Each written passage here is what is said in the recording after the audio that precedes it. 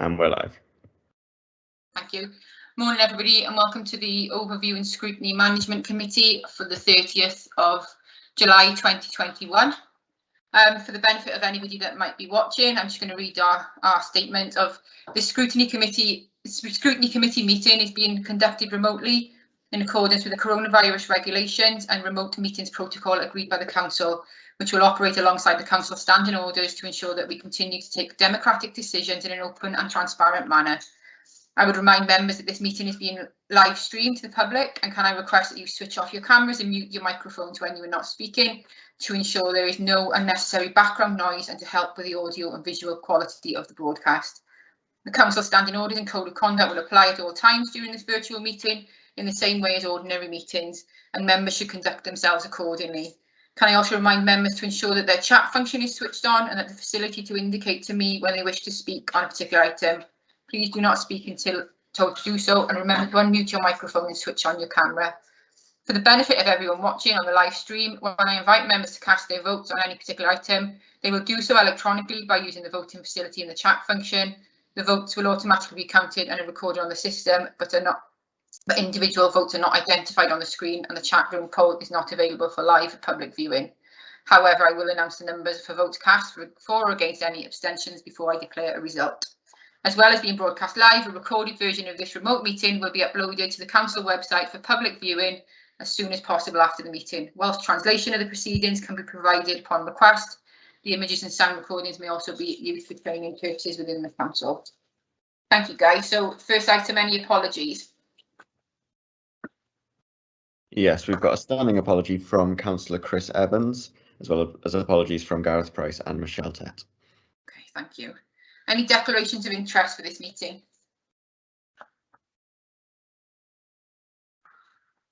No. Okay. So minutes of the previous meeting. I apologise, guys, that I wasn't at the previous meeting. So I've read through them. Obviously, in terms of accuracy, I'm not 100% sure. So if we'll go through page by page. So if we start on the agenda number item is page 3. So we've got page 3, page 4. Page 5, page 6, page 7, page 8, page 9, page 10, page 11, page 12, page 13, page 14, page 15, page 16, page 17, page 18, page 19, and finally page 20. Are there any matters arising from the minutes?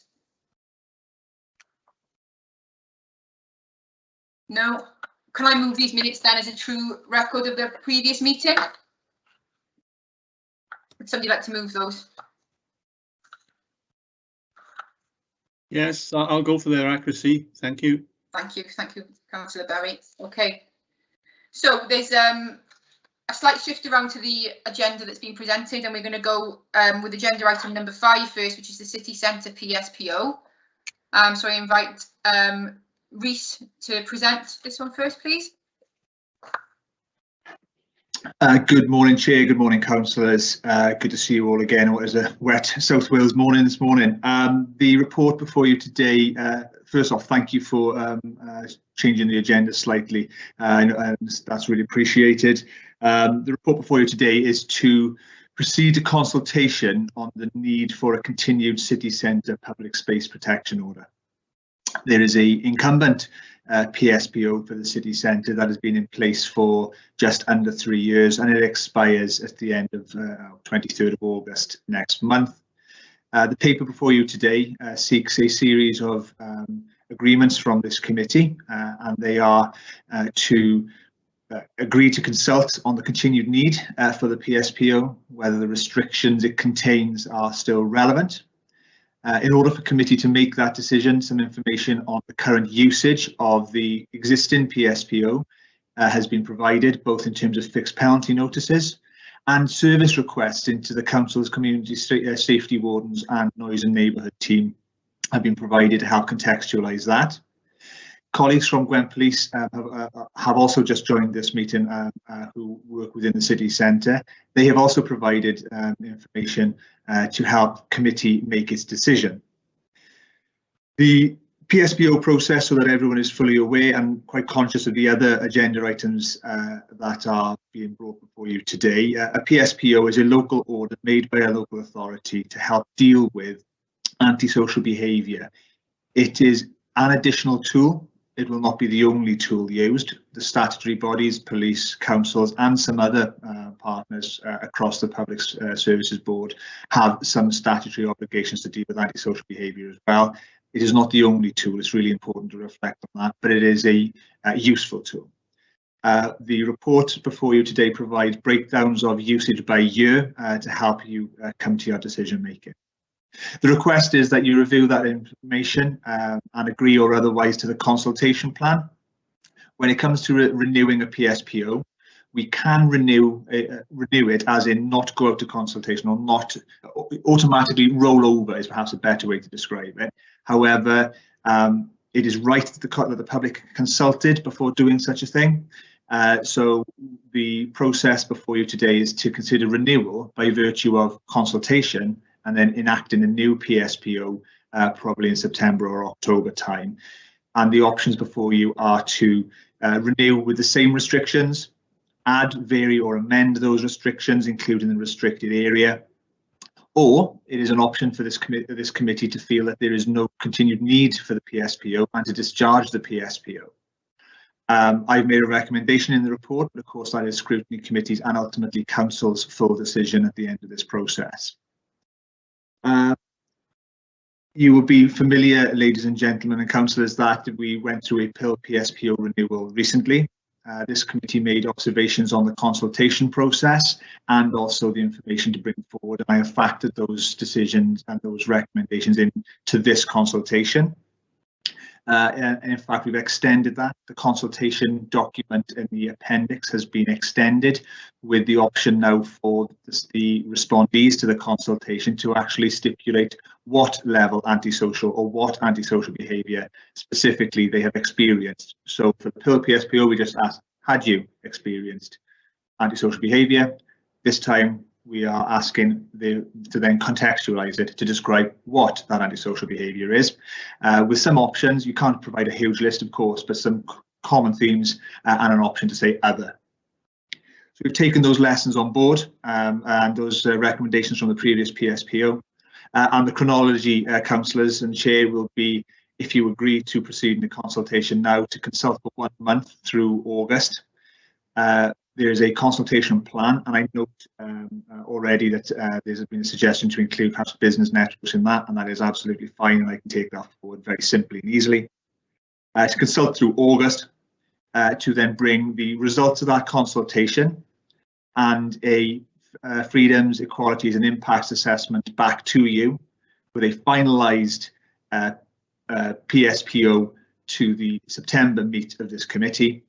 With then a likely recommendation that you agree to proceed to council or otherwise at the next available council slot to minimise any disruption between the expiry of the current PSPO and the implementation of the new one. So that's the report, councillors. I'm happy to take any questions on the information provided by the council teams and the use of the existing PSPO. And we have just been joined, I believe, by police colleagues to offer their view. Before I do move on, one thing I would say is that PSPOs in their own right are one tool, but they also form a foundation of some other work, and so they're often cited. And I draw reference to this in the supporting appendixes of the report. They are often cited in wider antisocial behaviour issues. So even though they may not be used directly in, for example, dealing with person X, when the police then proceed to do community warnings, protection warnings and so on, they are cited in that process, and so they have quite a central role in dealing with antisocial behaviour, even if they aren't themselves the first tool that's used, if that makes sense. So hopefully that introduces the report, the direction, the rationale accordingly, and I'm happy to take questions, committee. Thank you, Rhys. Okay, one of my points was going to be about the business district, which you've obviously opened that up, that it would be good to see business owners in the city in the consultation. So I think they've got a valid, they come from a different angle. My other question, actually, I don't know whether this will be one for you to answer, Rhys, or it'll be for your police colleagues to answer. Was we're looking at the numbers in Appendix 2, page 48 on the agenda, page 10 in the report.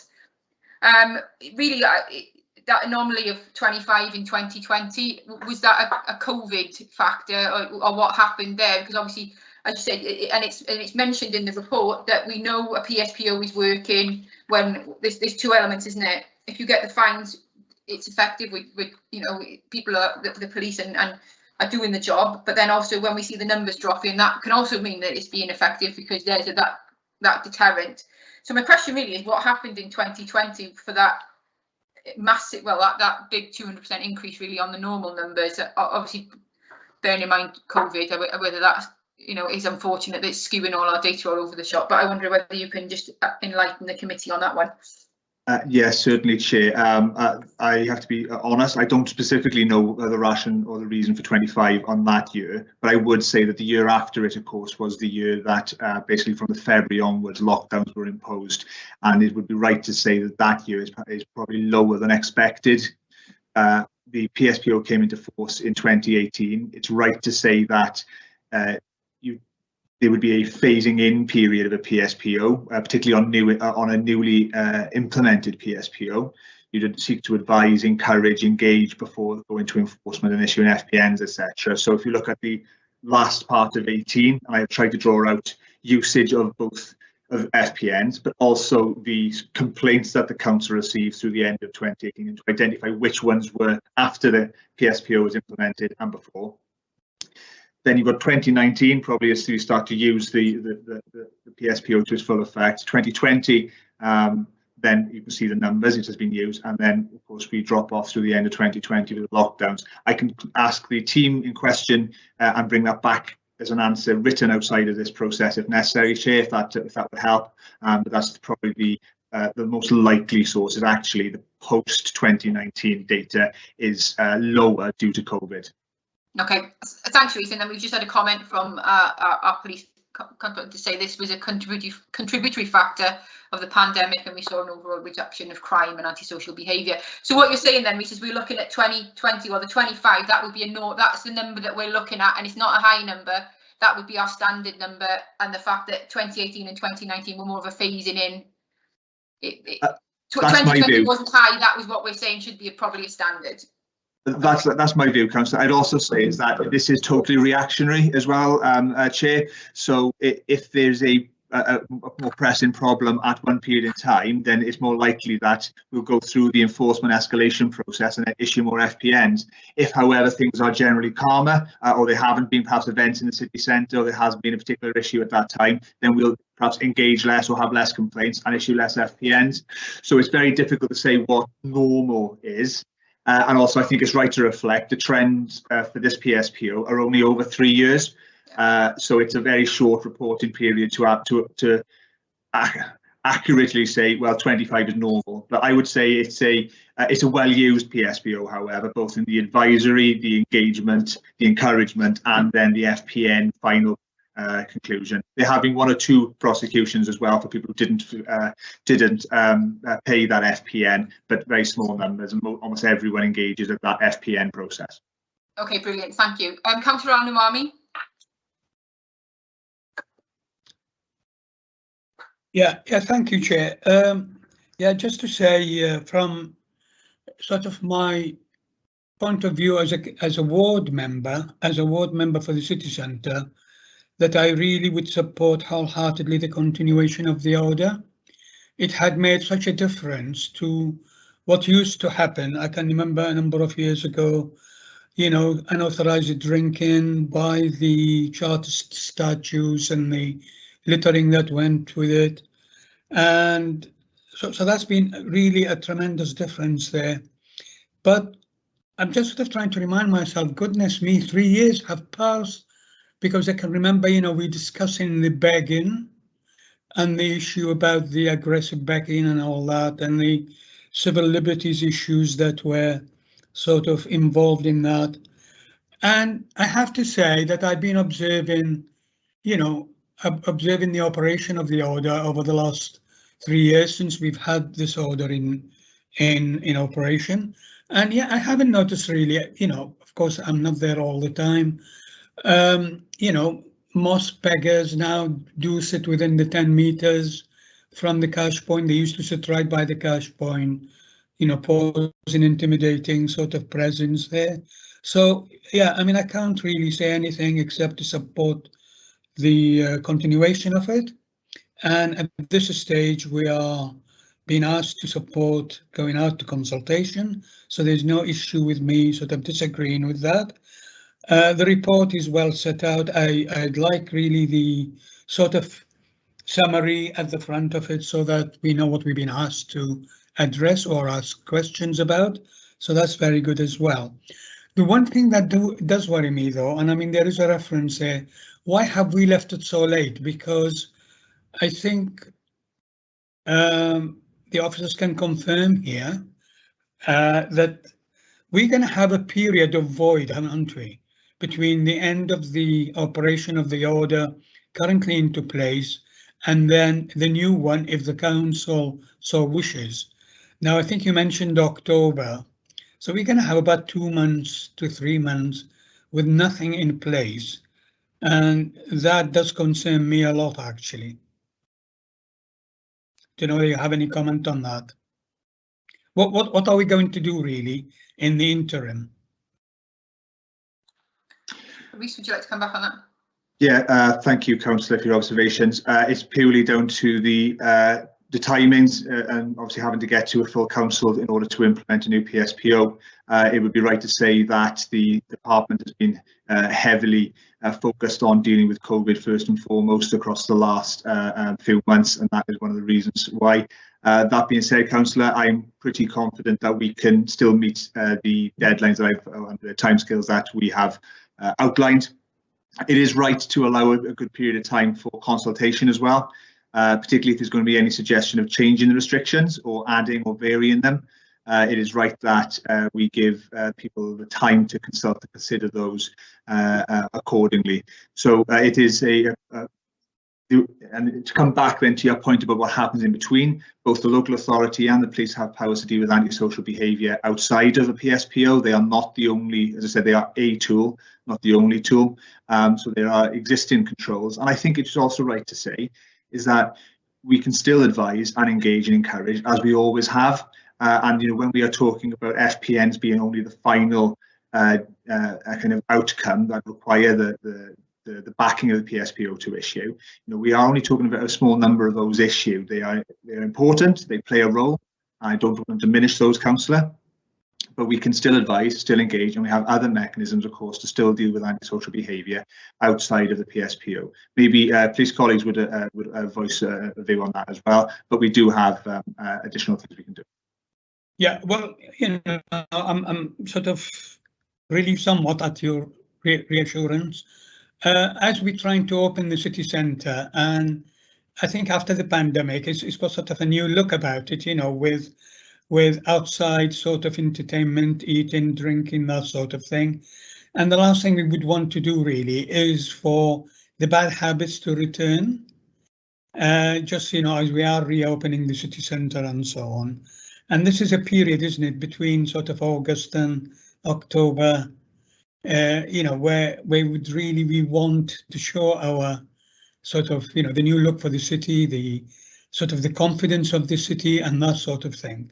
So I hope, that we really sort of do address that issue while we actually consult and then the council decide on the continuation of the order.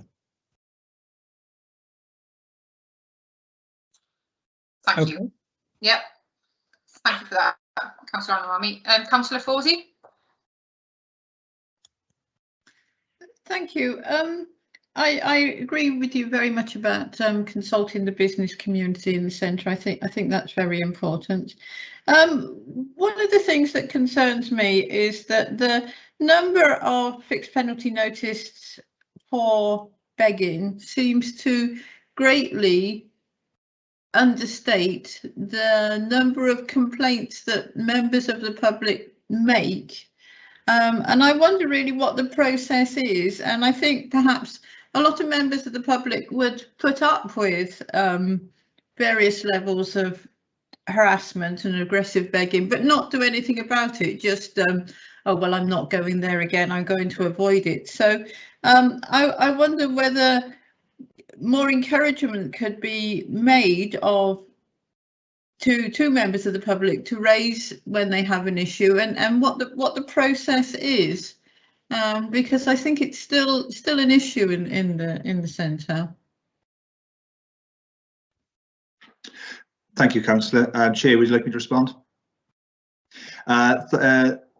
The process from a Newport City Council perspective is that if our street wardens, our officers are on the street at the time, they can identify things and they can deal with there and then. So it might not ever need a member of the public to make a complaint. They might deal with it as they see it, if that makes sense, dynamically while undertaking patrols or operationally on the ground.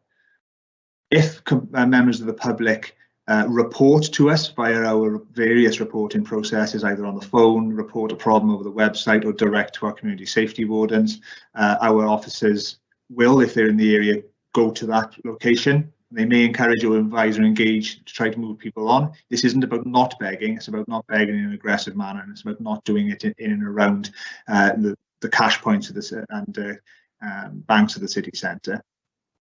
So that's the first log. There is an engagement and a relationship between our CCTV and our community safety wardens team, so that our CCTV team, if they get reports or if they see things, they can direct officers on the ground if they are in the vicinity. Of course, our officers patrol the entire wards and the wards of Newport, not just the city centre. So if they are there, they can be routed to deal with things. Then, of course, we've got our police colleagues who will probably do things in a very similar manner. I'm not sure whether Chris wants to come in on that, but if they get reports and they've got people on the ground, they'll be able to deploy people to intervene. Thank you. I suppose in conclusion, what I'm saying is we should try and make it easy for members of the public to get in contact with the appropriate people, and I think we should try and make it as easy as possible and make it known as widely as possible. That's my comment. Chair, I don't know if I can cut in there. I did put my hand up. Sorry, for those who don't know me, my name's Chris Butt. I'm I was the Crime and Disorder Reduction Officer for Newport City Centre several months ago. I'm now the police sergeant in charge of the neighbourhood policing team at Newport Central. From a policing perspective, in relation to those concerns, I reflect exactly what Rhys just said. In addition to that, we carry out regular surveys and regular street surgeries in Friars Walk and on the High Street. We're currently up to doing 3 surgeries a week in Friars Walk, using our new building that Friars Walk have kindly gifted to us. So the CSOs will be visible there, where public do come up and report all nature of crime and antisocial behaviour to us, for us to keep up to speed with what's actually happening. I think what has happened is that the CSOs and the wardens have been issuing fixed penalty notices where they deem it proportionate and necessary to the main key offenders who were hanging around the cash points and aggressive begging. The other reason why we might have seen a little drop off in numbers is because of our community protection notices and our criminal behaviour orders. Rhys mentioned earlier the fact that we utilise the PSPO map for a lot of our and some of the restrictions within the PSPO for our community protection notices and for our criminal behaviour orders. Now, the community protection notices, for those who aren't aware, they're a notice that we issue to prolific offenders who commit similar offences of antisocial behaviour or crime over and over again in the city centre, and we use the conditions of the PSPO and the map of the PSPO to restrict their movements. So we've been enforcing those quite a bit, certainly as lockdown has eased. The other one is obviously we're currently holding 13 criminal behaviour orders on the city centre. So that's 13 prolific individuals who are now on criminal orders restricting their movements and what they can and cannot do. 8 of those orders are specifically targeting ASB and aggressive begging. So you'll find that a lot of those offenders that were there have now left the city centre altogether, because if they stay, they simply get arrested, and a criminal behaviour order is a guaranteed prison sentence. So when they're not in prison, they're coming out and they're going elsewhere, which will naturally see a drop off in the numbers of prosecutions. So that's probably what's changed the level of figures compared to 1 month to the next. It's just an observation for you to take into consideration. Thank you for that. Thank you. Councillor Matthew Evans.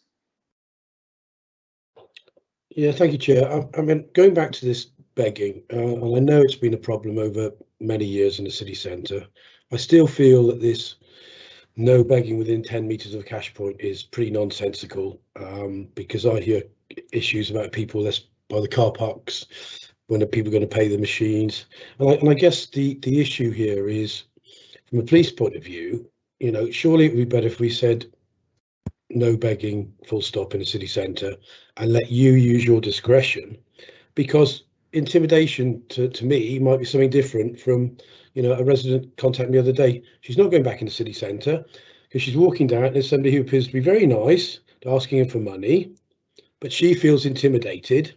Even though he hasn't used any force, he's not doing anything there, she feels a need and duty to hand over money, which is wrong, because it does discourage people going into the city centre. And, you know, and ultimately from an ethical point of view, we shouldn't be encouraging people to give money. We should be encouraging to give to charities and for them to be seeking help. So as an ethical point of view as well, but it is an issue. It is a big issue from a lot of my constituents who used to go into the city centre. So I'm just wondering why, you know, we can't let the police use your discretion. So I'm interested in hear your views over why you can't use your discretion and just say to people, well, begging is not allowed and it's an additional tool for yourselves. Thank you. Who'd like to come back on that one for Councillor Evans? I'll answer for that if you want, Bruce. Yeah. Councillor Evans, yeah, and I totally agree. I think begging carte blanche should just be should be banned, and it shouldn't be allowed to happen. But unfortunately, that isn't the case. We use the restrictions that are in place with the PSPO, and we enforce those where and when we deem it proportionate. What I will say is that alternatively, there is another section within the PSPO that does also allow us to enforce harassment, alarm, and distress that's caused to individuals. So for example, with the parking machine one, there was one lady who was persistently sitting there week after week, and when it was identified to us by the public through one of our surgeries, the CSOs attended and ended up issuing her a PSPO fixed penalty notice for the offence of the harassment, alarm, and distress being caused, rather than the actual sitting within 10 metres of the cash point. So there are ways around it that we're trying to utilise. Obviously, there's public order offences as well that we could look at ourselves. And I've obviously already mentioned the community protection notice and the criminal behaviour order route that we've taken. So yeah, as I said, I do agree. I think if it was carte blanche, you can't do it, then obviously we would enforce that where we could. But yeah, there are other methods for us to use, which we do try to adopt, such as the harassment, alarm, distress side of the PSPO. Thank you for your response. I'm reassured by that. And perhaps just for the committee, when we go into consultation, we have the question about no person shall beg. Do you agree? And maybe perhaps we could say, do we agree with begging in the city centre full stop? If we're talking about consultation, and see what the public and businesses think of that. So that's maybe a question for the committee to discuss. Thank you.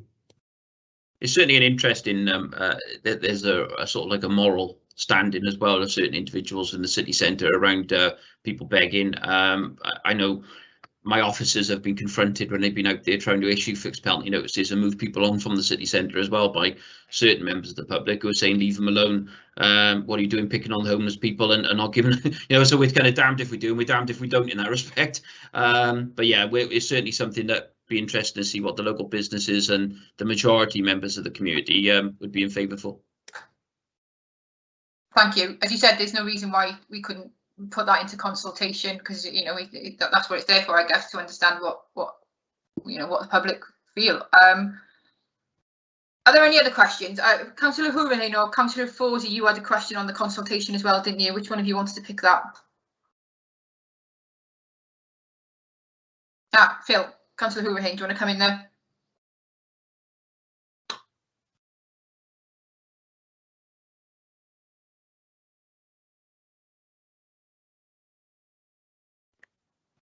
Thank you, Chair. We'll get there.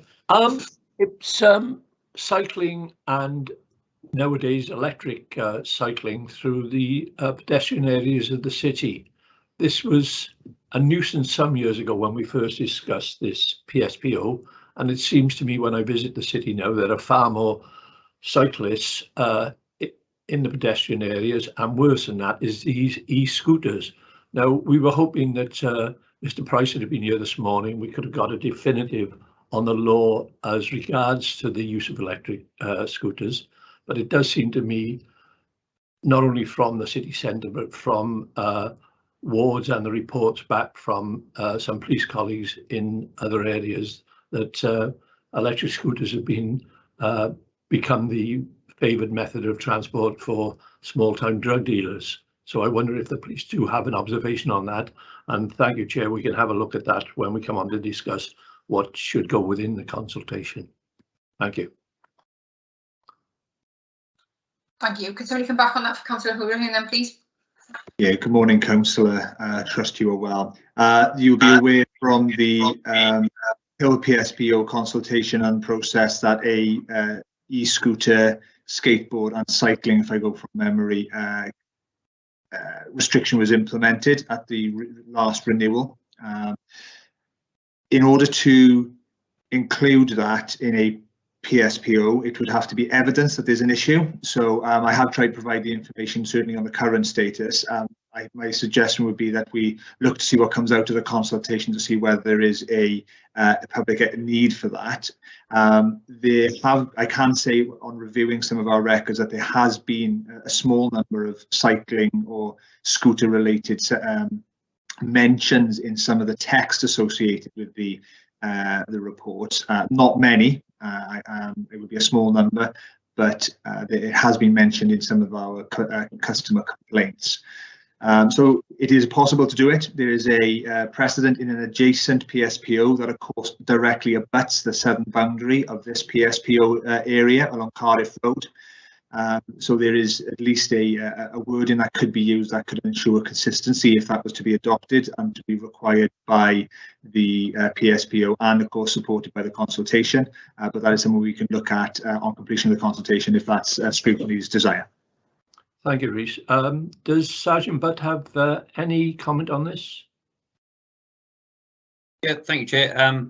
Yeah, Councillor, again, echoing what Rhys just said, but from a police perspective, we obviously have powers for e-scooters and e-bikes under Section 59 of the Police Reform Act 2002. This allows us to issue warnings and direct seizures if vehicles being used, such as e-bikes or e-scooters, on any land. So that could be common land or public land or any public road, is causing, I think the legislation actually says nuisance, alarm and distress rather than harassment. So yeah, and we have seized, I think, 3 e-scooters recently between Pill and the city centre for those offences, basically under Section 59 of the Reform Act. Also, the Road Traffic Act, Section 165, which is the insurance legislation, that was under contest for some time as to whether or not these e-scooters and e-bikes, which can travel up to 30 miles an hour, some of them, should have insurance. That has been now rectified to say that yes, they should have insurance. They are classified as a mechanically propelled vehicle, so therefore we have also been seizing the bikes under no insurance legislation as well. So we've got a bit of a double-pronged spear there that we can take to dealing with these. The biggest issue we got with these offenders is actually getting hands-on, because of the nature of what they're riding.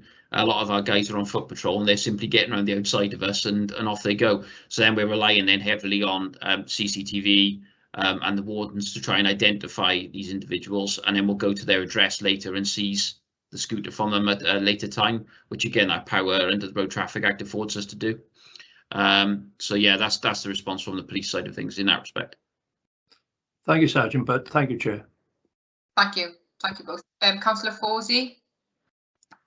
Yeah, I'd just like to support the there being a question on the consultation regarding e-scooters, particularly I think, and e-bikes probably come into the same category, but I think we've probably got a different demographic riding e-bikes to e-scooters really. So I feel that it's the e-scooters that are the most problematic category. So yeah, I'd just like to support that being a question. Thank you. Thank you, Councillor Fawsey. I've got Councillor Al-Nawami who's indicated, and then Councillor Ferris for a question. So Councillor Al-Nawami, did you want to come in? Yeah. Sorry. Yes, Chair. Yeah, just the point about the, whether there should be any begging at all. In as much as I honestly think we should not have any begging at all, it's a very sort of degrading experience for anybody to go through that. It is an issue we have discussed fully last time, and we've had lots of representation on banning it altogether. And I know there are cities who have banned it altogether, and they might have fared maybe better than us. I'm not sure about that, but it is an issue we discussed comprehensively last time, and we came to the position we are in now. And when you look at the data supplied in the report, not a great deal has changed since last time in terms of the validity of whether we should ban it altogether. But in terms of whether really there has been a lot of cases of aggressive begging that the current order has not dealt with, and I don't see many of those. So, I would be sort of unhappy to put a question on that. Would you agree with banning begging altogether? A lot of people would just say yes to that, really, because they wouldn't be considering also the other issues of that we had to consider last time. So I think really the questions are the right ones in what I see before me there. Chair, I need to go now, but I will rejoin the meeting if I come back in time. Thank you. I can't hear you, Chair. Thank you. Just to come back on that one from Sergeant Budd, who's mentioned that something that's come from the recent police surgery in the city centre was the enforcement of tents on movable temporary dwellings into the PSPO area, to bring that into consideration, which I guess is, are we seeing now an influx of these, because obviously they were all moved during COVID, weren't they? So is that something that's sort of filtering back into the city centre again? And I'm guessing from that statement. Councillor Ferris, you've got a question? More of a statement, I think, Chair. We're in a situation then shortly when we won't be able to drive a car at more than 20 miles an hour on the road, but we can drive a scooter at 30 miles an hour into a crowd on the pavement.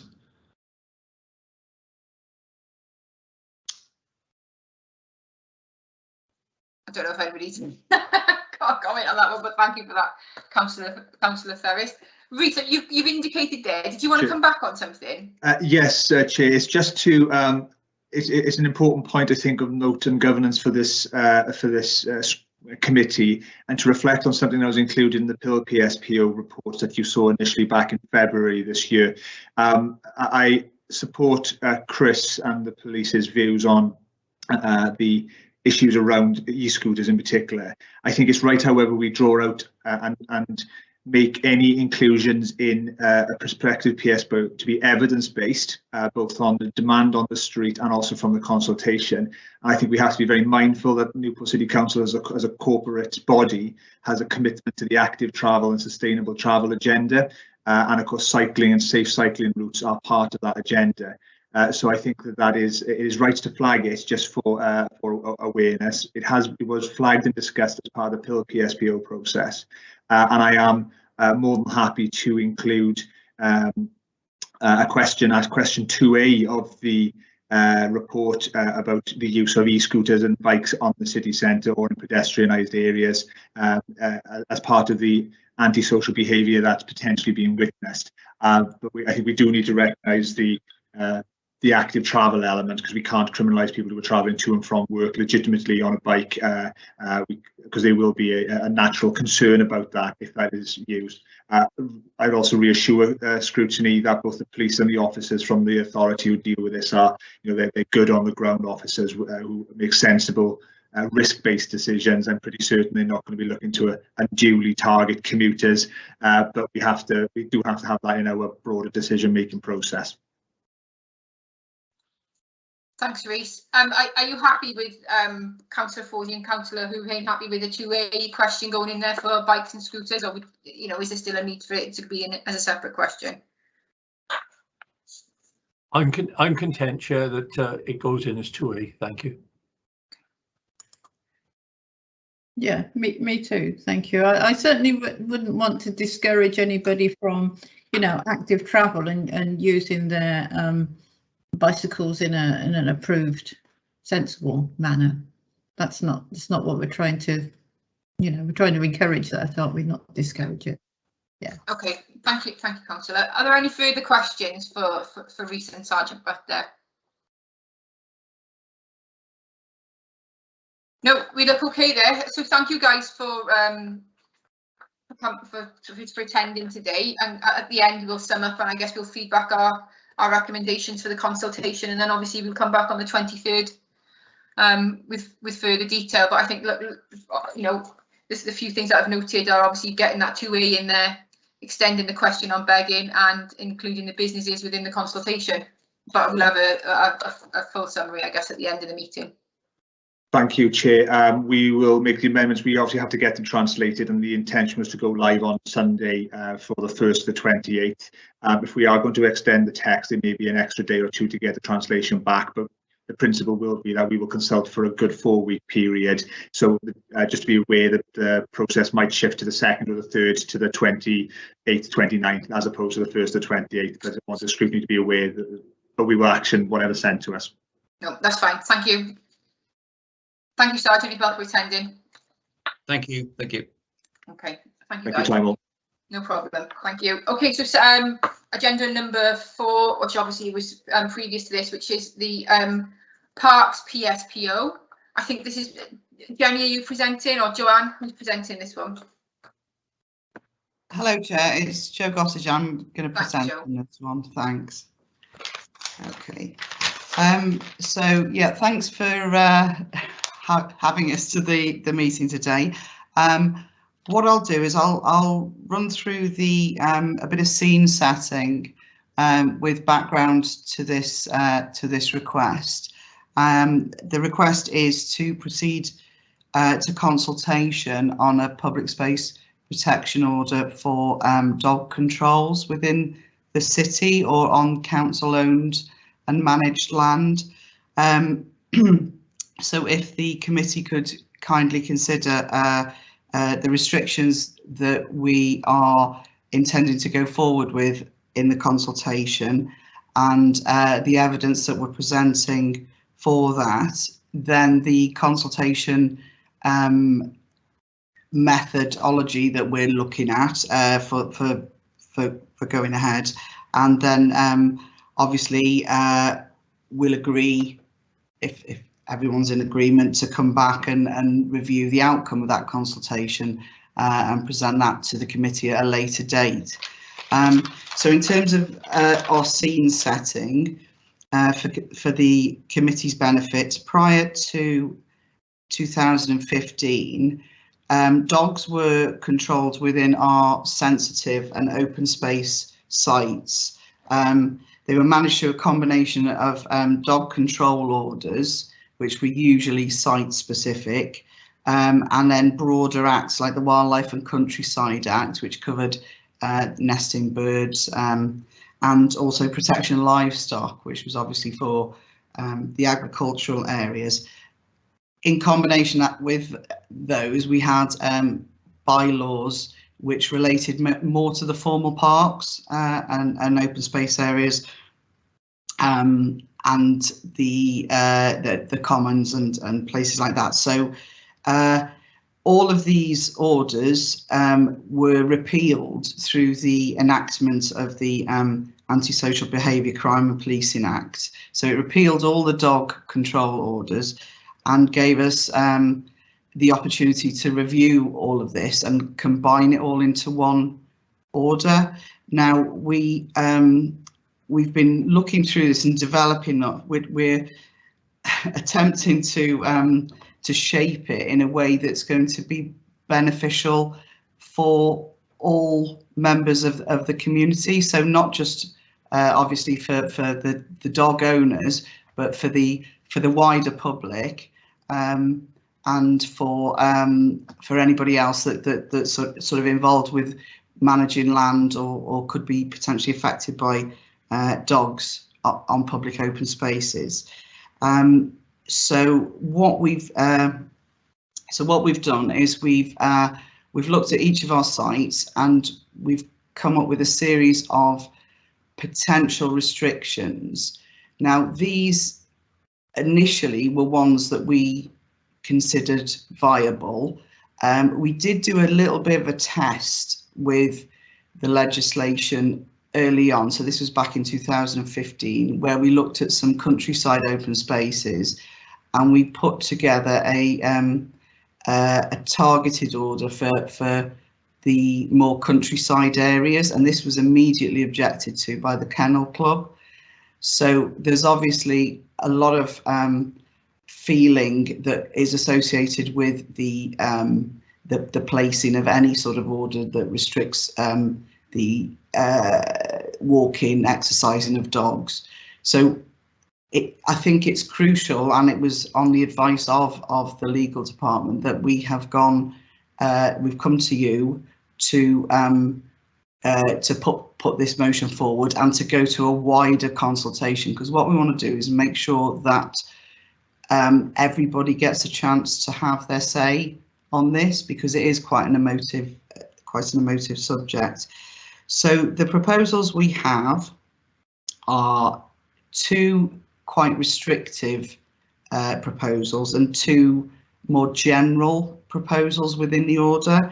The restrictive proposals are for the total exclusion of dogs within play areas. So this is within fenced off play areas in the city. This is with the exception, obviously, of assistance dogs, guide dogs, etc. The second restrictive measure would be for dogs to be kept on leads in certain circumstances. So this would be within, for example, the cemetery sites, the graveyards and cemetery sites, and in areas where we had other interests. So if there were wildlife environmental interests that we needed to manage, we would obviously want to restrict the free access of people exercising their dogs and keep dogs under close control there.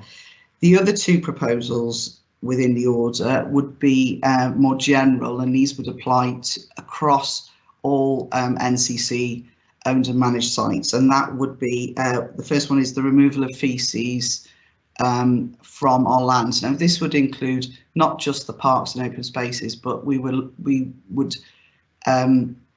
propose it included public highway verges and access routes onto public open spaces. So and also within that measure we would include people having to have the means to remove the feces. So this would be that they'd have to carry bags and that to take the feces away.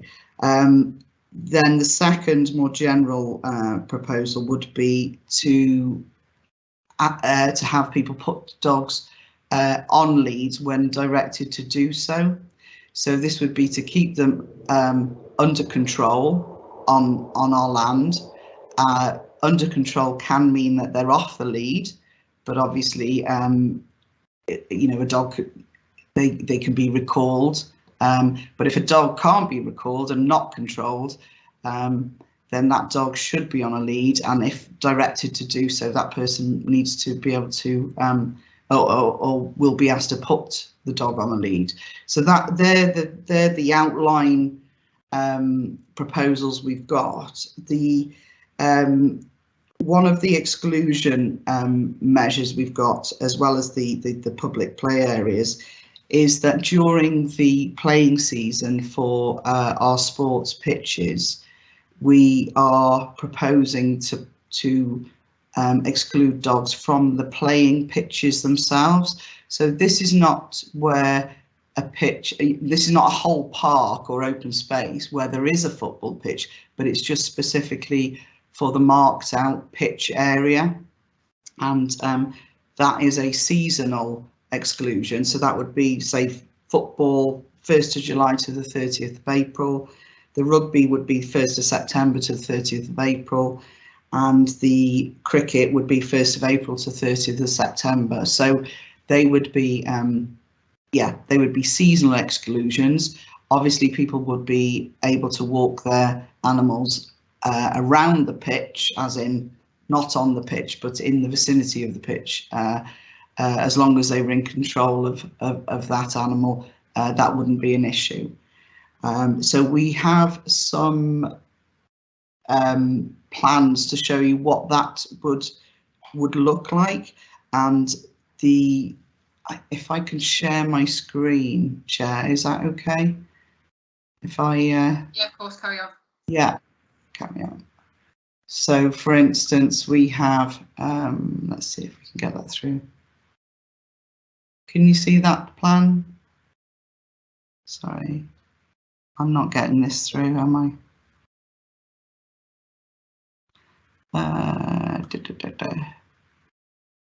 Sorry. Can you see the plan I've got on screen now? No. Yes, I can see it. Yes, I can see it. No, I can't see it. What's going on there then?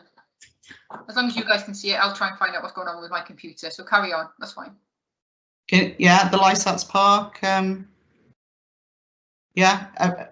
All the committee can see that. That's great. So, for example, here at Lysats Park, we've got an example with all three measures.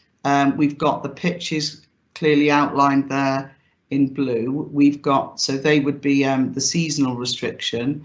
We've got the play area and the multi-use games area outlined in red. So that's a complete exclusion. And the areas around are dogs under proper control. So this means that you could still exercise your animal within that park. You wouldn't have, but you wouldn't be able to let them run across the pitch and more importantly defecate on the pitch, which would affect the health and welfare of potentially those people, you know, wishing to use the formal sports facilities. So we believe that this is a way that people can easily understand what we're trying to achieve. They can understand why we're trying to do it. We can give information about why we're trying to do it, what the health benefits are or the health issues are with letting animals free on our land. But more importantly, they can understand where they can go and what they can do in the land. So the plans will be clearly labelled. So, for instance, I've got another example here. I'll just click on. Can we see that one for Hartridge Wood? Yes, I can. Yeah. Yes. Okay. Thank you. So with so a woodland area such as this one, Hartridge Wood, it would have the general order to put lead, you know, keep under close control and put on leads as directed. There wouldn't be any specific restrictions on that site. On the smaller sites, such as the little play areas, you just have the exclusion zone with, you know, which was the actual formal play area, and and then moving on to say St Woolas. Can everyone see that one? Yes. Yeah, Yeah, you can all see that. So that would be dogs on leads. So that would just be a complete dogs on leads all time, no seasonal variation. That's how that one would be managed. And then in places such as, I've got one here, Alterine open space, that would be dogs under proper control within that space. So that would be the restriction, and obviously the removal of feces would that would apply to all of these sites regardless. So I'll stop sharing there. So what we were hoping to do with this order is to balance, as I said, to balance the health and well-being of the public, in addition to the welfare of the animals, because obviously there is a requirement for people to exercise their dogs, albeit in a controlled manner. We didn't want to be overly restrictive. We didn't want to be accused of dog hating or what, by saying leads here, leads there. It's almost like a kind of looking backwards. We wanted everybody to be able to enjoy our parks and open spaces in an equally safe manner. As we've been forming our legislation, other authorities have been doing so as well. So, for example, the authorities in Wales that have now got these dog control public space protection orders in place include Cardiff, Carmarthenshire, Rhondda and Taff, Flintshire and Conwy, and at the moment Bridgend, the Vale and Caerphilly are all consulting. So Cardiff's only, theirs was confirmed in March this year.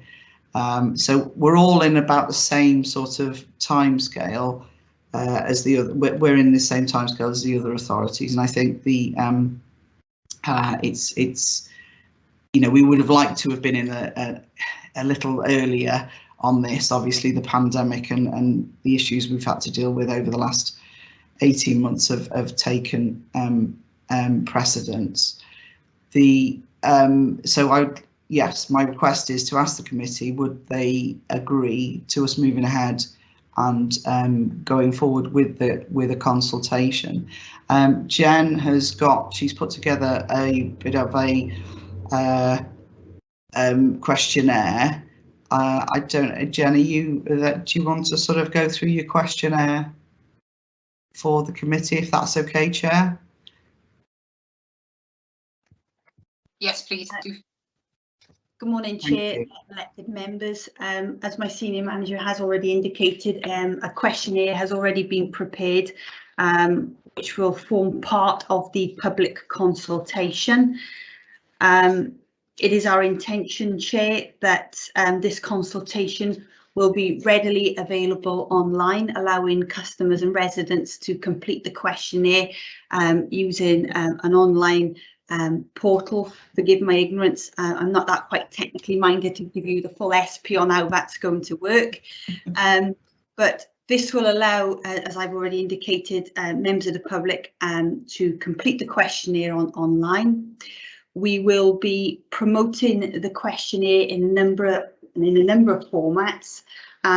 Primarily, we will be looking at the main stakeholders to contact, people such as the Kennels Club, to notify them of the proposed consultation. We'd also be writing to our sports clubs and sporting governing bodies. We will also be contacting the Muslim Council for Wales with regards to the concerns that we've received from the bereaved who have their loved ones laid to rest in our cemeteries, to broaden that opportunity so that the minority communities can also be fully consulted on the matter. In addition to that, Chair, we will also be making arrangements for banners to be made, and they will also be displayed in the prominent city parks that will also allow the public to be aware that the consultation is actually running.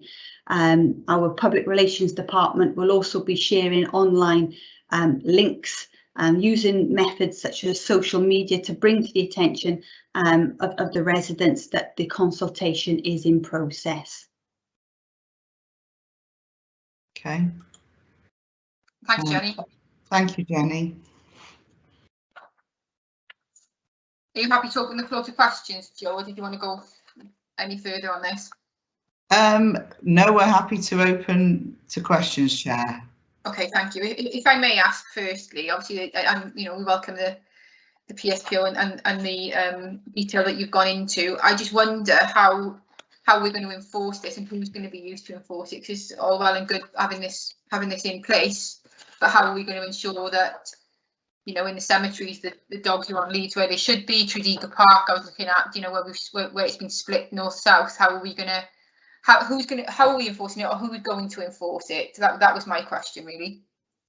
Okay, so if I can come back on that, please, Chair. So my understanding, and I don't know if is Reece still on the call. He's not.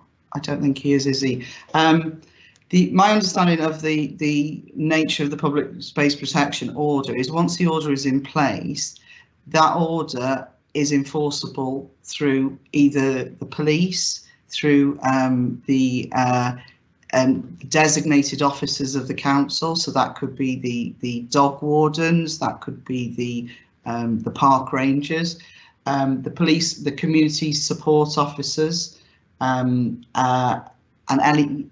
anyone that we've delegated basically to basically enforce this order can do so, as in tell people to put their dogs on a lead. To issue fines, I think there's a limit, isn't there, with the officers who have been specially authorised to do that. So in terms of enforcing the dogs on lead section, we've got that's an option for our council officers, our park rangers, to be able to do. If we're going to take it on to fines to a higher level, I think there will be a need to work with our colleagues in environmental health to see how we can manage that. Does that answer the question? Yeah, that's good. Thank you. And just secondly, because we've got a copy of all these maps to make it transparent to the public, I guess. Will we be putting these maps then in, the notice boards of the parks, showing them the areas that they can and can't go? Yes, Chair, that's the intention. The intention is to be as clear to members of the public as possible. So if we have a notice board, if we can put the notices on sites, yes, we will do that. If not, all of those plans and the notice and all the plans will be available on the website. We'll Jenny mentioned about putting up banners within the parks to make people aware that there's a consultation in progress. There'll be links to a website, to the website, and where they can get that information. So we will try to make this as clear as possible, and so we can invite as many comments back as possible. That's great, thanks, Joe. That's fine. Councillor Matthew Evans. Yeah, thank you, Chair. I am a dog owner, so I'll let you know that in the first place, and I certainly welcome virtually all the proposals. I think it's common sense. We take tougher action on dog farrowing, respectful to have dogs on leads in cemeteries, children's play areas. All of that to me is fine, and I welcome tougher action, and hopefully we can enforce that, because the majority of responsible dog owners don't like it in any case. The issue I have is potentially this business of a definition of close control. And if you're talking about places like Ridgeway, you've got open spaces. Now, dogs are a bit like human beings. They need interaction. They need to learn from their mistakes, and they will occasionally be told, there's a dog who doesn't want the attention. And I guess, from looking from the other point of view about allowing them to run freely, I don't want us to be in a sort of draconian position to say, because otherwise that dog's standard of life is not going to be there. So I think my question is more or less about, keeping them on leads or close control. And I just hope we do not go down this, you know, your dog is over there scenario. And I really would like some reassurances that this is not going to be an opportunity to say, well, you know, this dog's been off on a lead in the woods playing around. And I guess owners have a responsibility. So if anything does happen, then we've got laws in this country to prosecute and ensure that irresponsible dog owners, like anything else. But, you know, dogs need to run around. Dogs need that interaction with other dogs. So I guess I'd want some reassurances that we're not going down the, you know, that. And there was just one observation, if I can find it, from a question. We've got a question on the proposal that says, are your day-to-day activities limited because of a physical or mental health condition, illness or disability which has lasted or is expected to last 12 months or more? And I wasn't sure what that question was, the rationale about putting that question on the questionnaire. Yeah. Okay. Chair, do you want me to come back on that? Yes, please, Joe. On Councillor Evans' questions. So hello, Councillor Evans. If I could direct you to the papers, there is a draft order which is on page 35 and 36. And on page 36, the draft order 6.2 and 6.3, the order explains about the order being relevant on the plan and list, and that people must put and keep the dog on a lead and under proper control when directed to do so. So for the purposes of that, 6.3 explains they shall only give an authorised officer or a police constable shall only give direction to put and keep a dog on lead if such restraint is reasonably necessary to prevent a nuisance or behaviour by the dog likely to cause alarm, distress, disturbance to any other person, animal, wildlife, bird on the land. So that explains that we're not, as you know, the word you use, draconian. We don't want to put in draconian measures. We want dogs to be able to socialise and to run about and play and exercise in an acceptable manner. This is not what this is about. This is about the balance. It's about the balance. So hopefully those clauses explain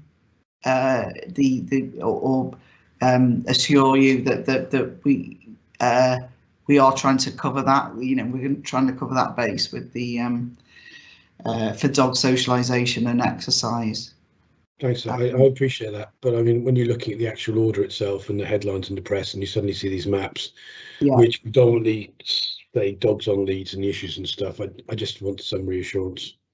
And sorry, the question. Okay. And the question about on the thing, I'll just find that for it. It's on page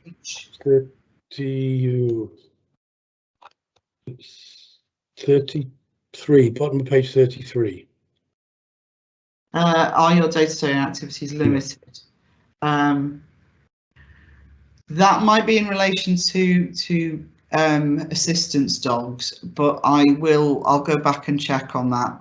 If we, and you know, thank you for your comments. If we find that we feel that based on what you've said that it's not necessary, we'll remove it from the questionnaire. It just seemed a very strange question. I mean, if we're going to mention guide dogs in the order, I guess it doesn't really. Anyway, thank you. Okay, we might need to rephrase that then, Chair, to talk specifically about guide dogs, or we'll just lose the question completely if it's considered unnecessary. Okay, thank you. Thank you, Councillor Evans. Councillor Hussain. Yes, thank you, Chair. I've been contacted by several members of my constituency, and also from Newport Muslim community. They actually added me in their conversations, and they were specifically asking me, you know, they wanted it banned actually, but I just that's the thing that how are we gonna manage that as well, like, you know, with the dog fouling and everything. Obviously it's in the cemetery and things. Is it will somebody be there, you know, to keep an eye on things? So that's something that I really wanted to you know, ask as well. Okay, Chair, can I come back on that, please? Hello, Councillor Hussain.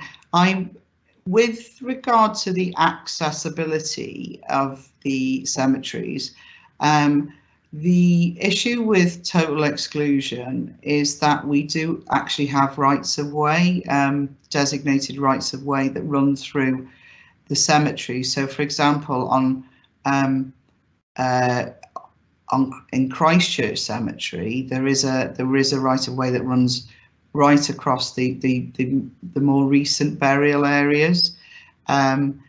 We've obviously tried to sort of encourage people to sort of use the side, and if it becomes a persistent problem, we may look to divert that right of way around the edge. We might even have to consider fencing off.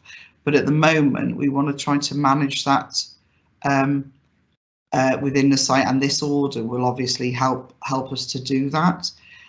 Greater awareness from of the need to keep dogs on leads as well with the public between points A and B as people cross the cemeteries.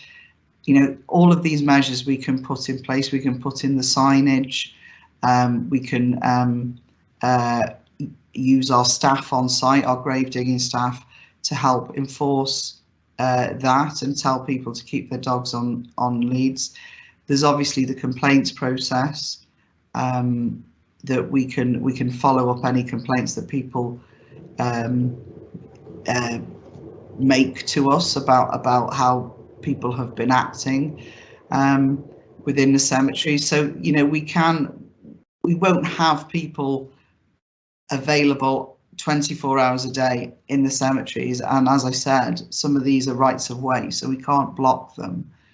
But what we will do is we'll keep it under constant review and try to manage it through this legislation, through the other powers that we have. Does that answer your question? Yes, thank you. Just one other thing as well, in the cemeteries, and also another concern that was brought up was about the headstones and the gravestones. If they've fallen over, or if they've been vandalized or knocked over, because there's a lot of like property has been pinched or stolen from and around the gravestones and the graves. Who actually looks after and maintains that? It's, Chair, if I could respond to this, it's slightly off topic, but yeah, please answer. Okay. The grave owner is the owner of the headstone, and they have to manage the safety of that headstone on the site. So they have to liaise with their stonemason to have that stone made safe and to not present a risk to the public. If there's been an issue where a stone has been undermined through other action, then we can obviously sort of look at that and try to assist if we can. But primarily, the owner of the grave, is responsible for the safety of the headstone. I would suggest that this is something that's slightly outside of this meeting and this what we're looking at today. So if you wouldn't mind speaking to Jenny Judd and her team directly at the cemeteries, and we'll try to get to the bottom of whatever the issue is. with this specific headstone. Thanks, Joey. Yeah, Are you happy with that? you. Okay, thank you. Yes, Thank you. Councillor Berry?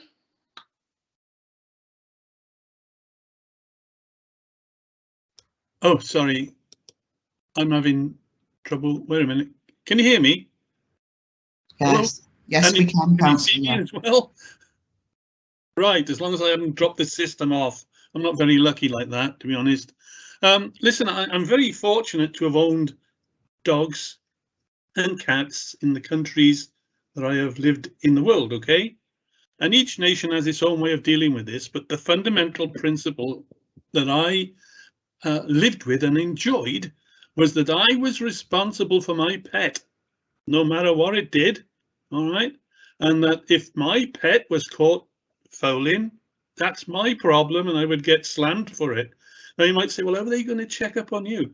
Well, actually in the States, they used to take a sample and your pet would have a license to say what blood type it was or whatever it was, and they would actually be able to trace the pet.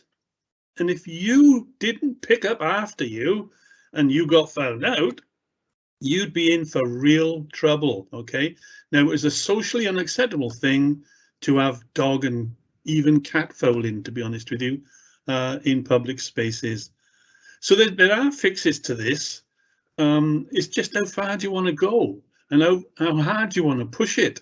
But quite clearly, the owner of the pet is your first port of call in, and how are you going to find them? Well, look, to be honest with you, all dogs are on a lead or should be on a lead. If you want them to run a free space, then let's provide free spaces for them that are fenced so the dogs can have a run. Let's do the job properly rather than blame the dog, you know, it's the owner. So without ranting on too much, there are fixes to this in different countries in the world. Have we looked at those fixes and are any of them applicable to what we're doing here in the U of K? Joe, would you like to come back on that? Chair, would you like me to come back on that? Yeah, please. We do have controlled exercising areas that are available. The main one is down at the dog kennels off Coronation Park, as part of Coronation Park. So there is a place there where you can exercise your dog under control if you have issues with that dog's recall ability or you're concerned about that particular animal.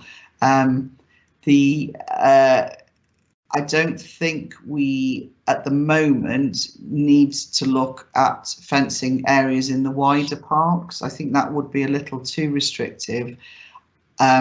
Please bear in mind as well, Councillor Berry, that the order does get reviewed every 3 years, so we can look at, once it's in place, we can keep it under review, and in 3 years' time, much like Reece and his team have come back to you this morning, for the order to go out again, we can look at it. We can make any amendments we need to make, and if there is perhaps a need to look at restricted, opportunities for restrictive measures like that, we could look at it then.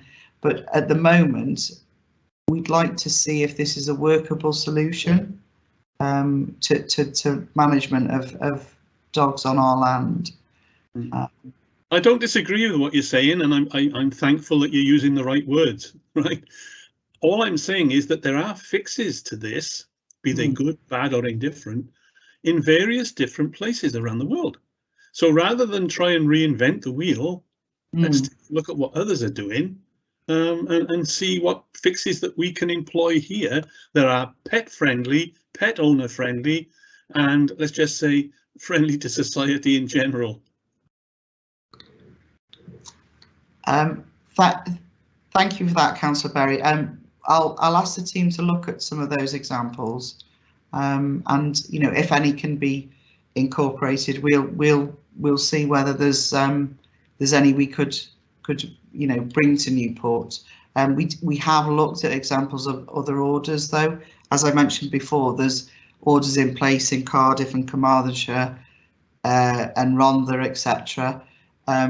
They're all pretty similar. We're all trying the same sort of thing. There's slight differences on each, but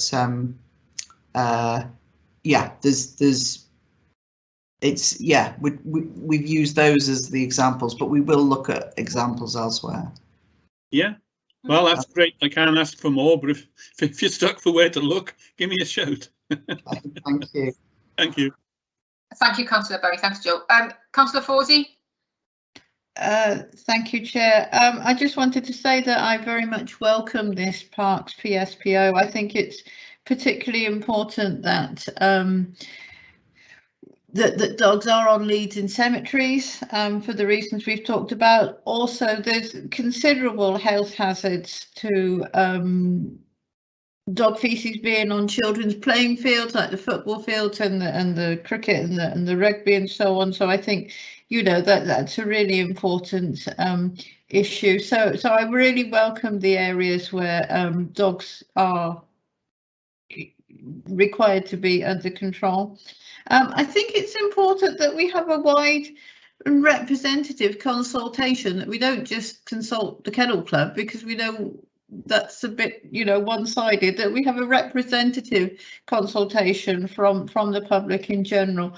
Can I suggest that we ask the various sporting clubs that are within the area, whether they're running clubs or cycling clubs, you know, to encourage their members to make a contribution to this. I think the active travel routes, protection on the active travel routes is very important for people's safety as well. And there are quite a few typos and some inaccuracies in Appendix 1, which is the list of parks and so on, that needs a little bit of tidying up there. But my main point is that I'd like us to have a wide and representative consultation, and particularly including sports clubs, please.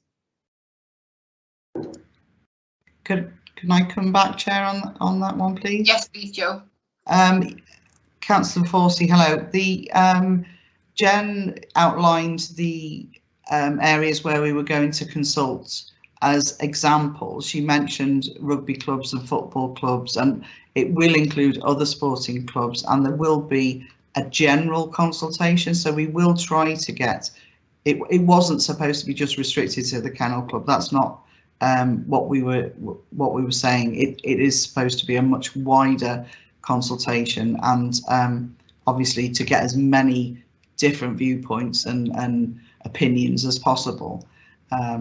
So in answer to your question, yes, we are going as wide as we can to consult on this one. Thank you very much. Thank you. Thanks, Joe. I just got a question. I can't see any other hands up at the moment, but I'm just looking at Appendix 1, and there's quite a few mistakes in there in terms of the wards where site names are. Okay. I know Councillor Hurricane picked up a few, but I also know that I don't know whether St Willis Cemetery we've got under St Julian's as well as Altary and different things like that. So okay. Is this list going to go out? Obviously, if this list is going to go out, can we get this, you know, rectified before it does? I can't see Christchurch Cemetery on there anywhere. Yeah. It's just a few, you know, a few of them. I know our Councillor Hurricane's just indicated there. I mean, like I said, I know the one, obviously St Willis was one, and there are a couple of them on there. Don't know if you want to expand on that, Councillor Hurricane. Oh, thank you, Chair. I did have my hand up, but for some reason you couldn't see it. There are any number of them, I'm afraid, Joanne. Yeah. Kerry is in Beechwood, not St Julian's. Renoir Road is in Beechwood, not St Julian's. St Julian's Wood may be in Beechwood, but it may also be in Caerleon. Yeah. St Willis Cemetery, as the Chair's mentioned. Radnor Road is not in Victoria, so it does need quite a lot of work on. But could I ask a couple of questions through you, with your permission, Chair? When you showed us the maps of the parks during your presentation, Joanne, you showed very well defined areas, and lots of the larger spaces, and I particularly know the Glebelands because it's where I walk my dog virtually daily. Are the pitches going to be determined by marking? Because for large parts of the season, only the pitches that are in use are actually marked, so which leads to a lot of confusion. And were you to give us an assurance that they would be marked, that would be great and make it a lot easier for everybody, but it would be also very expensive. The Gleblands in particular showed a lot of controlled area, which I believe to be woodland. So if you'd have a look at that, I'd be grateful on the map that you showed us. And as you know, all dogs are required to be microchipped in this country now. Yeah. And do you think we could have a look at the idea of, I'm sure responsible dog owners have pet insurance, but a requirement for third-party dog insurance within our land? I don't know if that's feasible or maybe not even desirable by some people, but I'd certainly welcome it as a responsible dog owner. Thank you. Okay, Chair, could I come back to Councillor Hurricane, please? So on your first point, Councillor Hurricane, and to all members, I do apologise for the errors that are in the list. We will review this completely, and would you like us, Chair, to issue a revised list to the members of the committee, just for their satisfaction that we've addressed this issue? Yeah, if that's okay, just send us an email out, that's okay. That's no problem, we'll do that, revised list. In terms of the pitches, yes, we would be marking pitches so people would be able to identify where. We do mark the pitches as a matter of course. We tend to remove the grass either through burning or through weed killer. We mark the edges.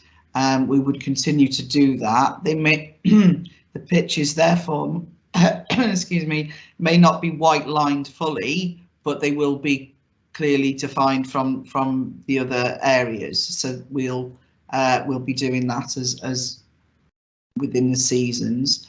And then on the third question, I was a bit confused because I didn't show a picture of the Gleblands. Unfortunately, the site I showed was the Lysats Park off Corporation Road. Yeah, thank you, Joanne. I did understand that, and I said you showed well-controlled parks, not right. large parks like the Gleblands. Sorry, I do apologise. Somewhat inaccurate. There's a large wooded area beyond pitches, which you seem to show the control area going right up to the river or very close to the river. Yeah, so the control area would be all of our land. It would include all of our land, including the woodland areas. The restrictive areas would just be the pitches. Okay, but you seem to be showing all of that as restricted area where it doesn't need to be. Okay, that might be one of the plans that needed to be revised. So I think it was explained at the beginning of the meeting that some of the plans had gone out and needed to be revised. I do apologise. Okay. Okay, was there another part to that question? The fourth point was the microchipping of dogs, which is a legal requirement, and hopefully responsible owners have third-party insurance for their pets. I wondered if there's something we can do along those lines requiring insurance. I haven't got the answer to that. I'd have to refer that back to our colleagues in legal.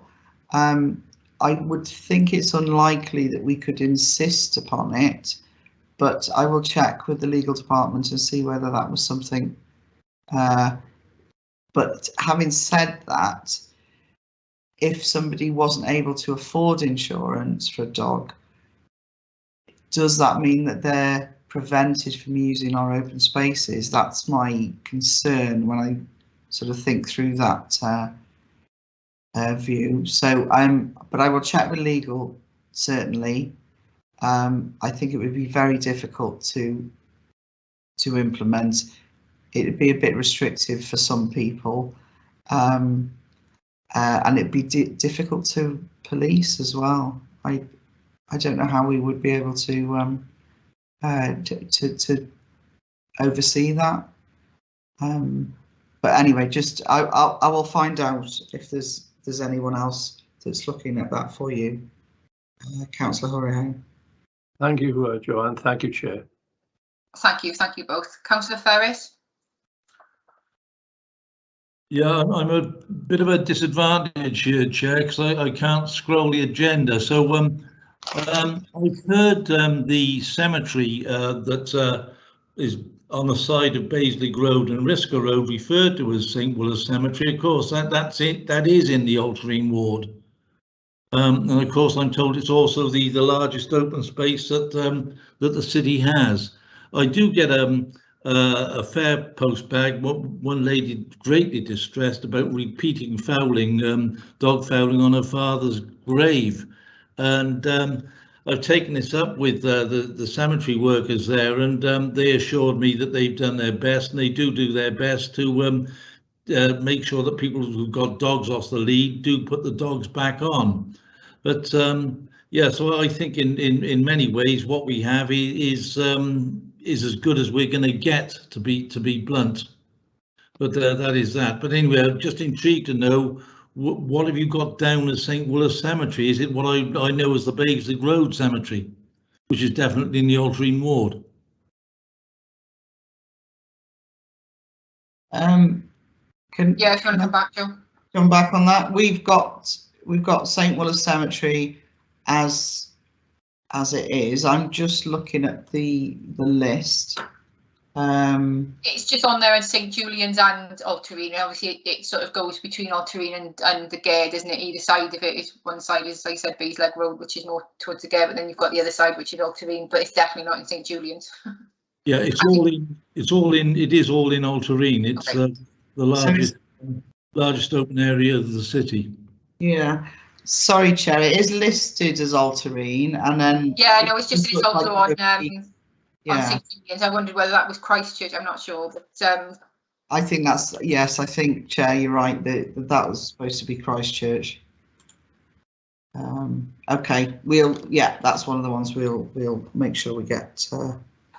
Chair, just back on it's Christchurch Cemetery is definitely not in St Julian's.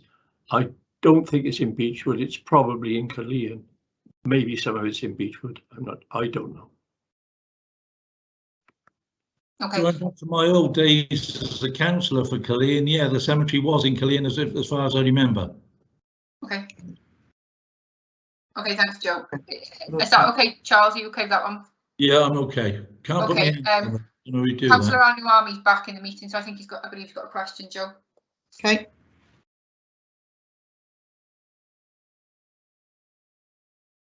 Councillor Anuami, your question?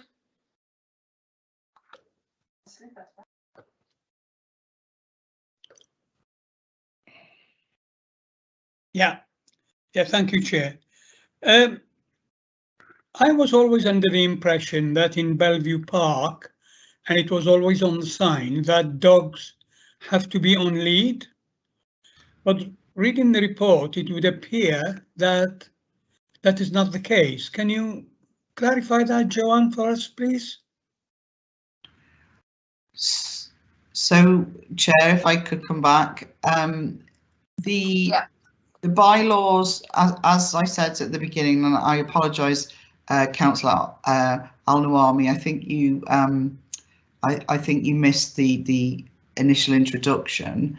The public space protection order that we're putting into or hoping to put into place is in place of existing dog control and other orders such as bylaws. It's going to be a catch-all for all of our council-owned and managed sites. So what this will do is this will overtake, can't think of the word, overtake all of the other and all of the other existing bylaws and the out-of-date dog control orders that we had on some of the sites. The dog control orders were repealed when this Antisocial Behaviour, Crime and Policing Act came into force in 2014. I think it was enacted. So we've lost the ability to manage our sites under the old control orders. Okay. Yeah. Okay. Yeah. Can I just come back? Yeah. Sorry, Joanne. I had to pop out for a medical appointment and didn't last long, thankfully. So I did miss the introduction to all that. So just briefly then, can you explain for me then what would be the case, say in Bellevue Park or other ornamental parks in the city, please? Okay, Chair, if I may, in the city parks, it would be under close control within the. So I'm just going to the order. So what would under proper control? I think the phrase is under proper control within the park. So that means if your dog is under proper control when it's off the lead, in that you can walk along with it and recall it, prevent it causing a nuisance to anybody else, and manage it correctly, but it's off the lead, that's fine. If your dog needs to be managed through a lead, you keep it on the lead so it doesn't disrupt or disturb anybody else, that's fine. In the play area sections of Bellevue, so in the little children's play area and in the multi-use games area, the dogs will be excluded completely. They won't be allowed to go in there unless they are an assistance dog, so a guide dog. And within the main park, if your dog isn't under control and you were told by one of the park rangers or another member of staff or a police officer to put that dog on a lead, then you must do so under this order. Yeah, and who would do the control though? I mean, who would sort of enforce that this is the case? Because it can be too late, you know, if your dog is off the lead and then wandered in the sort of path of children or in, you know, who's going to stop that? Because as far as I can see, you know, do we really have park rangers anymore? I mean, as you know, recently with the ISP we've had in Bellevue Park, it doesn't appear to be that we have anyone there to, you know, to kind of sort of look, you know, is the sort of authority so that people can say, you know, they take notice of that. Yeah. So, Chair, if I can come back on Councillor Al-Nami's point, so park rangers, for example, would give direction to someone to keep to put their dog on a lead if that dog was causing a nuisance. If they refuse to comply with that, that could be escalated. The police could get involved, and through the enactment of this order, the police could then either levy a fine or you know, obviously take other measures if that person was refusing to comply with the conditions of the order. So yeah, that's the process really. I can't give you any more details than that, I'm afraid. I understand that, Joanne, except that as a ward member, I am not even aware that we do have an active park ranger in Bellevue, and if so, what is their hours? Where you can actually expect them to be there and therefore to, you know, to be involved in the process you mentioned. Chair, if I can come back on that, we do have gardening staff who are based on site. We have other members of staff who are regularly visiting the park. The rangers make visits to empty the bins.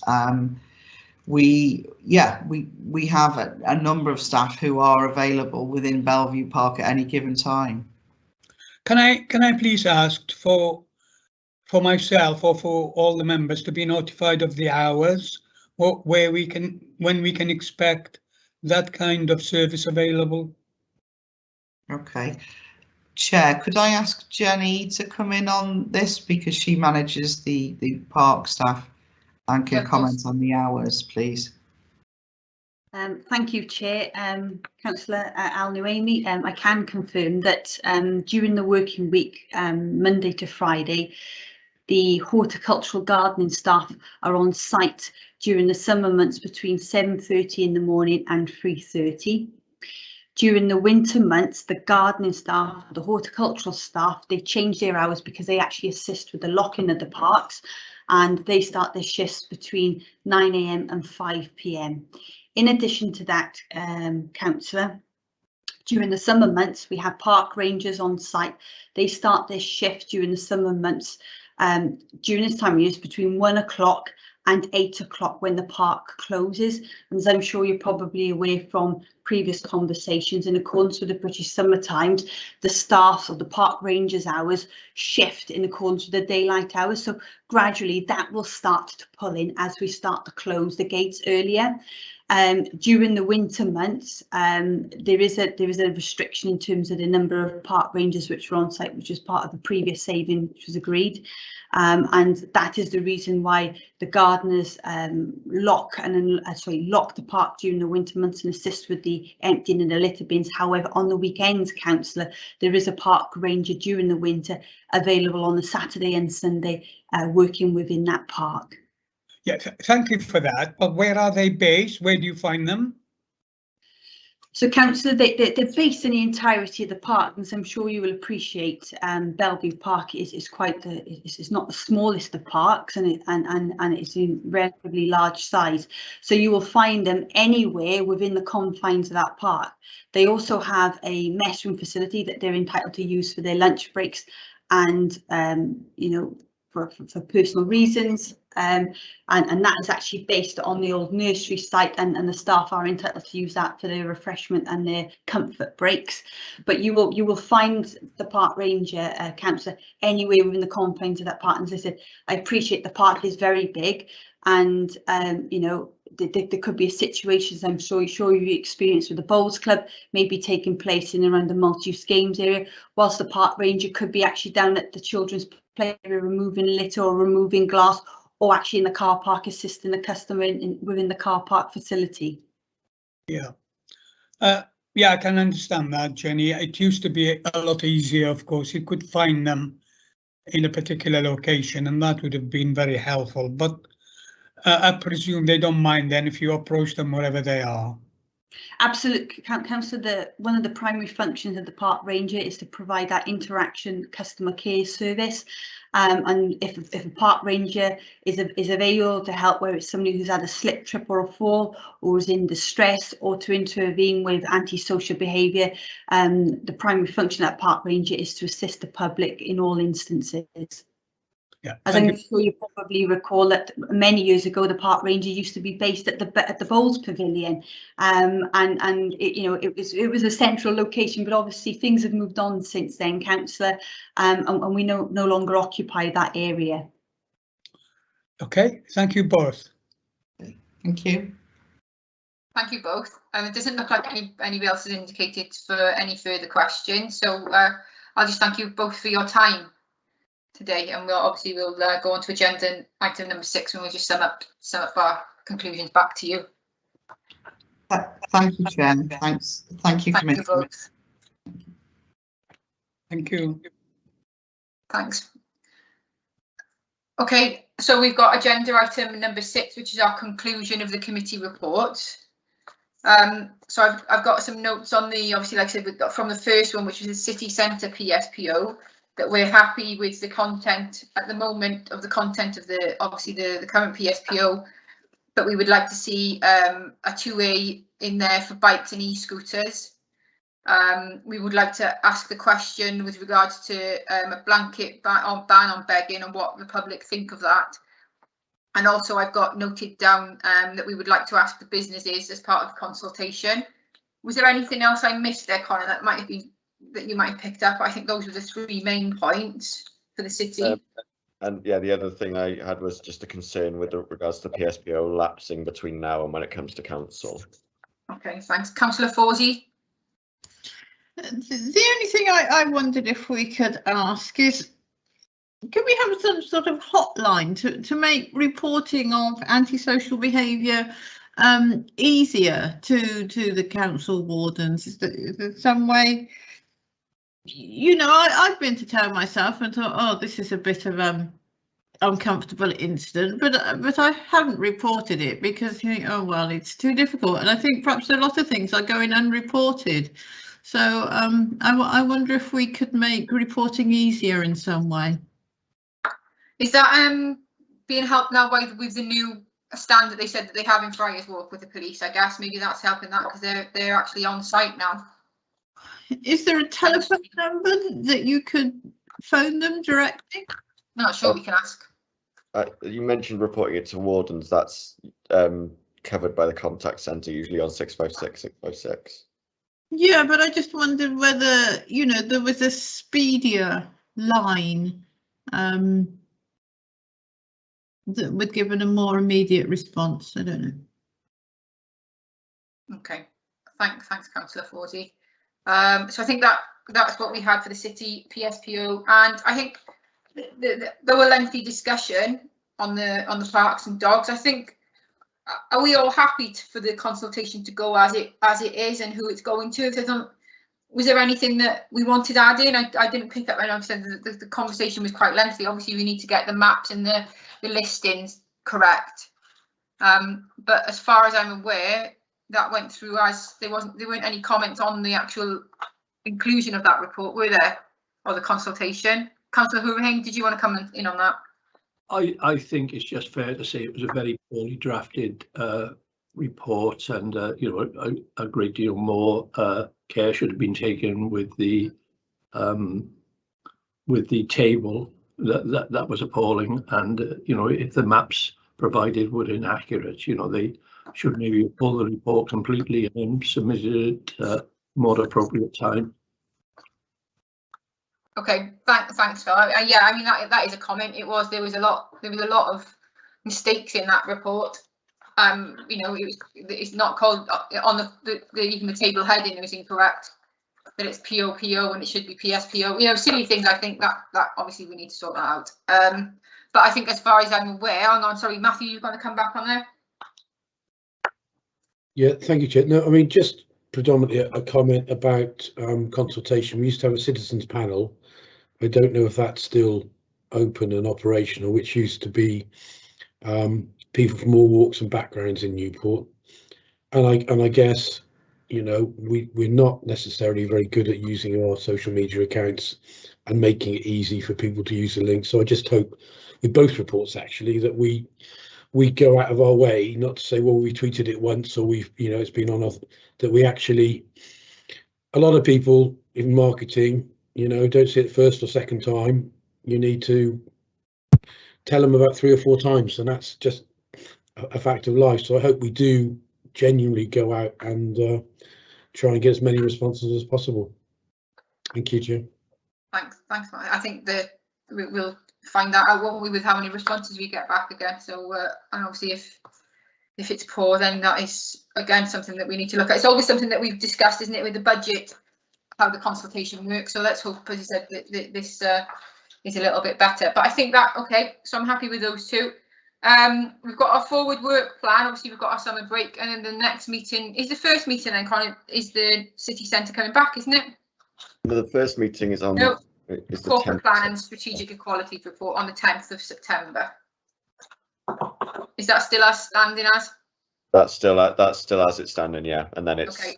And then the city centre PSPO is likely to come back then just under 2 weeks later.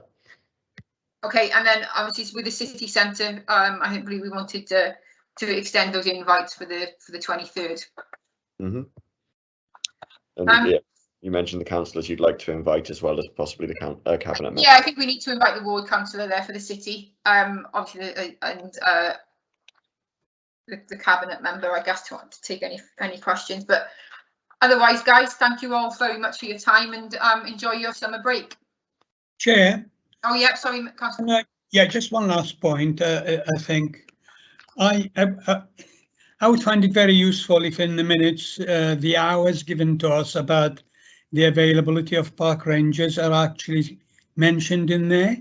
Yeah, you know, it would be useful aid memoirs for me anyway, and I'm sure the other members. So Okay, that's fine. I'm happy with that. Yeah, thank you. I mean, yeah, because I guess we would be asked by the public potentially what the times are, and if we know them, then you know, we're best placed to answer. So that, yeah, happy with that. That's no problem. Okay, thanks everybody. Have an enjoyable summer. Yeah, have a nice summer. Bye. Bye. Thanks all. Bye bye everyone. Bye. Right. Bye.